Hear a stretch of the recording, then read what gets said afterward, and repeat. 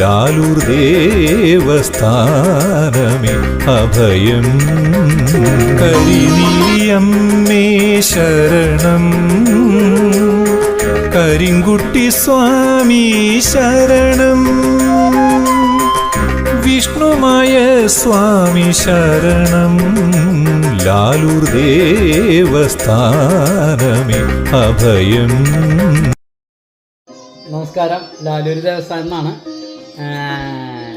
Video വളരെ കുറവാണിപ്പോൾ. അതായത് സംശയങ്ങളില്ലാണ്ടല്ല, പലർക്കും സംശയങ്ങളുണ്ട്.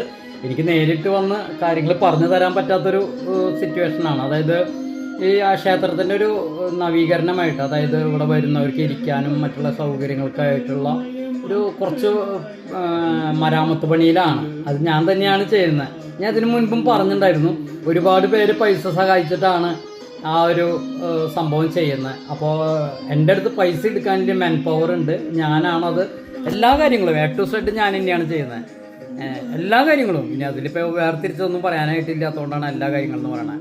അത് മൊത്തം പണിയുന്നത് ഞാനാണ്. അതിൻ്റെ ഭാഗമായിട്ട് തിരക്കിലാണ്. അത് ഈ അമാവാസിക്ക് മുൻപ് പൂർത്തീകരിക്കണം എന്നാണ് എൻ്റെ ഒരു ആഗ്രഹം. അതുകൊണ്ടാണ് ഞാൻ തിരുമ്മി. അപ്പോൾ ഇത് അതിന് മുൻപ് ചെയ്യേണ്ട ഒരു വീഡിയോ ആയതുകൊണ്ടാണ്. പലർക്കും ഞാനിപ്പോൾ ഒരു കഴിഞ്ഞ ദിവസം ഒരു വീഡിയോ ഇട്ടുണ്ടായിരുന്നു, ഒരു ശനിമാറ്റത്തിനെ കുറിച്ച്.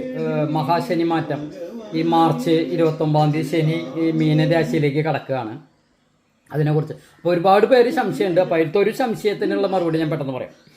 അതായത് ഒരു വലിയൊരു പ്രതിഭാസമാണ് ഈ മാർച്ച് 29 നടക്കുന്നത്. അത് വലിയൊരു പ്രതിഭാസമാണ് നടക്കുന്നത് മാർച്ച് 29.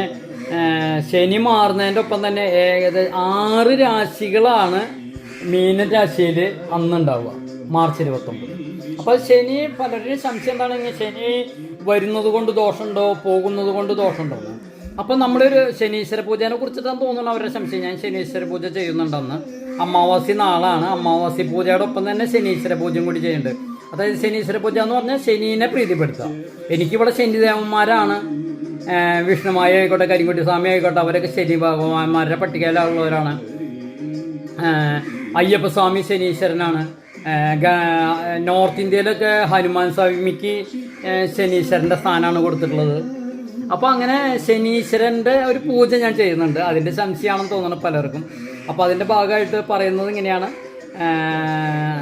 ഞാൻ ചെയ്യുന്ന പൂജയുടെ ആവശ്യം എന്താണെന്ന് ചോദിച്ചു കഴിഞ്ഞാൽ എളുപ്പം പറയാൻ പറ്റുന്നത്, കുറച്ച് പേരുടെ 7.5 ശനി മാറുകയാണ് 29 കൂടിയിട്ട്. അതുപോലെ തന്നെ കണ്ടകശനി മാറുകയാണ്. ചിലവർക്ക് കണ്ടകശനി തുടങ്ങുകയാണ്. കണ്ടകശനിയുടെ ഒപ്പം തന്നെ 7.5 ശനി പലർക്കും തുടങ്ങുന്ന ഒരു ദിവസമാണ് ഈ മാർച്ച് 29.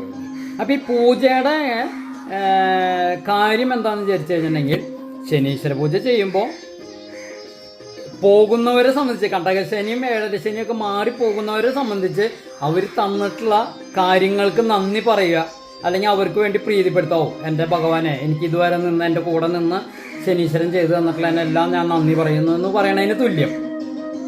അതുപോലെ തന്നെ ശനീശ്വരൻ നമ്മുടെ കുടുംബത്തേക്ക് വരികയാണ്. ആ കുടുംബത്തേക്ക് വരുന്ന ഒരു വ്യക്തിനെ നമ്മൾ പ്രധാനമന്ത്രി വരുവാണെങ്കിൽ വരവേൽക്കില്ലേ, അതിന് തുല്യമായിട്ടുള്ളൊരു പ്രാധാന്യത്തോട് കൂടിയിട്ടാണ് ശനീശ്വരനെ. ഇനി എൻ്റെ കൂടെ 2.5 വർഷക്കാലം ഉണ്ടാവും, എന്നെ കാത്തു രക്ഷിക്കണം, എൻ്റെ എല്ലാ ഗുണങ്ങളിലും എൻ്റെ കൂടെ ഉണ്ടാവണം, എൻ്റെ ദോഷങ്ങളൊക്കെ അകറ്റി തരണം എന്ന് പ്രാർത്ഥിക്കുന്നതിന് തുല്യമായിട്ടുള്ള ഒരു പ്രീതിപ്പെടുത്തുന്ന പൂജയാണ് ശനീശ്വര പൂജയായിട്ട് ഞാൻ ചെയ്യുന്നത്. മറ്റുള്ളവർക്ക് എങ്ങനെ ചെയ്യണമെന്ന് എനിക്കറിയില്ല. ഞാൻ എൻ്റെ കാര്യങ്ങളാണ് ഞാൻ പറയുന്നത്. പിന്നെ 6 രാശിയിൽ, മീനരാശിയിൽ 6 ഗ്രഹങ്ങളാണ് അന്നുണ്ടാവുക. അപ്പോൾ അതിൻ്റെ ഒരു എല്ലാവർക്കും വേണ്ടിയിട്ടുള്ളൊരു ഒരു കർമ്മം. പിന്നെ പലർക്കും തോന്നുന്നുണ്ട് ശനി എന്ന് പറയണത് വലിയ ശത്രുവാണ്. അല്ല, ശനിയാണ് ഏറ്റവും നല്ലതായിട്ട് ഞാൻ കാണുക. അത് എൻ്റെ ഭഗവാനായതുകൊണ്ട് പറയണതല്ല കേട്ടോ. ഇനി അതും പറഞ്ഞുതരാം. അതായത് ശനി ദശകാലത്ത്, അതായത് ശനിയുടെ ദശ ശനി കണ്ടകശനി കാലത്തും 7.5 ശനി കാലത്തും നമുക്ക് എന്തെങ്കിലും ലഭിച്ചു കഴിഞ്ഞാൽ അത് നമ്മളെ വിട്ടുപോകില്ല എന്നാണ് പറയാം. അതായത് നമുക്ക് കുറച്ച് സ്വത്തുക്കൾ തന്നു. ആ സ്വത്ത് എന്ന് പറയുന്നത് അതിന് അടിസ്ഥാനപരമായിട്ട് ലൈഫ് ലോങ് ആണ്, അത് എടുക്കില്ല. അതുപോലെ തന്നെ പോയാലും കിട്ടില്ല എന്നാണ്. അപ്പോൾ കിട്ടാനുള്ളതിനെ കുറിച്ചാണല്ലോ നമ്മൾ കർമ്മങ്ങൾ പ്രീതിപ്പെടുത്തുന്നത്. ശനീശ്വരൻ്റെ ആ സമയത്ത് തരുന്നത് ഒന്നും നമ്മൾ തിരിച്ചെടുക്കില്ല എന്നാണ്, തിരിച്ചു പോയില്ല എന്നാണ് കണക്ക്. അപ്പോൾ നമുക്ക് മാക്സിമം എന്തെങ്കിലുമൊക്കെ കിട്ടാൻ വേണ്ടിയിട്ടാണ് ശനീശ്വരനെ പ്രീതിപ്പെടുത്തുന്നത്. ഇത് പറയുകയാണെങ്കിൽ ഇനി ഒരുപാട് കാര്യങ്ങൾ പറഞ്ഞതായിട്ട് പോകും. അപ്പം ഞാൻ ഏറ്റവും ലളിതമായിട്ട് പറയണു. എന്തെങ്കിലും സംശയങ്ങളുണ്ടെങ്കിൽ അതിനുള്ള മറുപടി ആയിട്ട് വരാം. Okay, thank you.